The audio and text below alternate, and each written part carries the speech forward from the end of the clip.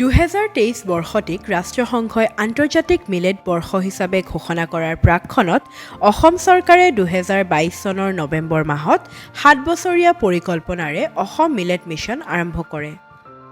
পুষ্টিৰ মাত্ৰা আৰু কৃষকৰ উপাৰ্জন তথা উৎপাদনশীলতা বৃদ্ধিৰ লগতে শস্যৰ বৈচিত্ৰতাৰ উন্নতি সাধনৰ উদ্দেশ্য আগত ৰাখি এই অভিযানটি আগবঢ়োৱা হৈছে। এপাৰ্ট প্ৰকল্পৰ অধীনত পৰিচালিত অসম মিলেট মিছনৰ যোগেদি জলবায়ু উপযোগী পুষ্টিকৰ মিলেট উৎপাদনৰ উদ্দেশ্যে the international crop research institute for semi arid tropic চমুকৈ ইক্ৰিছেটে কাৰিকৰী সহযোগিতা আগবঢ়াইছে।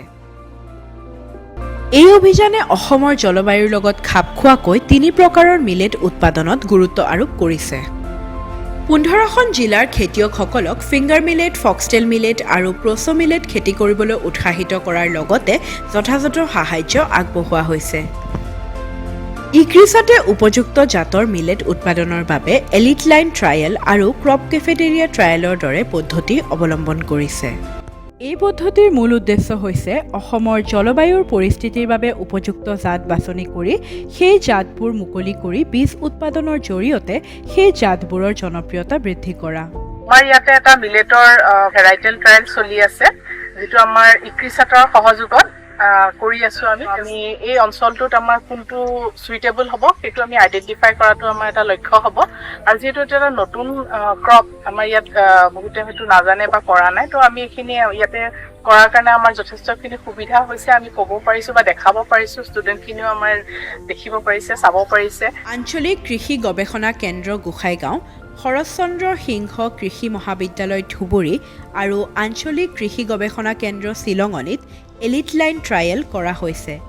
লগতে আঞ্চলিক কৃষি গৱেষণা কেন্দ্ৰ গোসাইগাঁও, কৃষি বিজ্ঞান কেন্দ্ৰ নগাঁও আৰু অসম কৃষি বিশ্ববিদ্যালয় যোৰহাটত ক্ৰপ কেফেটেৰিয়া ট্ৰায়েল কৰা হৈছে। প্লেন কৰা হৈছে যে যিহেতু মাণ্ডলিক গৱেষণা কেন্দ্ৰ গোসাইগাঁৱে লিড লৈছে মাৰুৱা ভেৰাইটি ৰিলিজত, আৰু ইয়াৰ মাটি যথেষ্ট পৰিমাণে ভাল মাৰুৱা খেতি বা যিকোনো মিলেটৰ কাৰণে, সেইকাৰণে ইয়াৰ পৰাই ইলাইট ভেৰাইটিৰ ট্ৰায়েলবোৰ ষ্টাৰ্ট কৰা হৈছে। সেই উদ্দেশ্য আগত ৰাখি পেলাই যোৱা জুলাই মাহত আমাক 30টা ভেৰাইটি দিয়া হৈছে, 3টা নেশ্যনেল আছে আৰু তাৰ লগত 27টা জাত দিছে। আমি ইয়াত কৰি চাইছো, আৰু তাৰ লগতে এই জাতকেইটা বহলপুৰ কলেজত দিয়া হৈছে আৰু নগাঁৱতো দিয়া হৈছে কৃষি বিজ্ঞান কেন্দ্ৰ।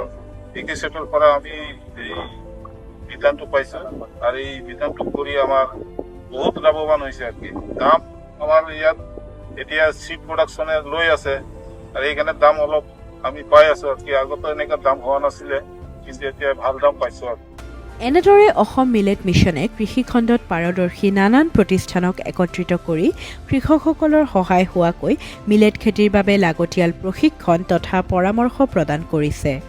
আৰু এনেদৰেই পুষ্টিৰ অন্যতম উৎস শ্ৰী অন্নবিধৰ বিকাশ ত্বৰান্বিত কৰা হৈছে।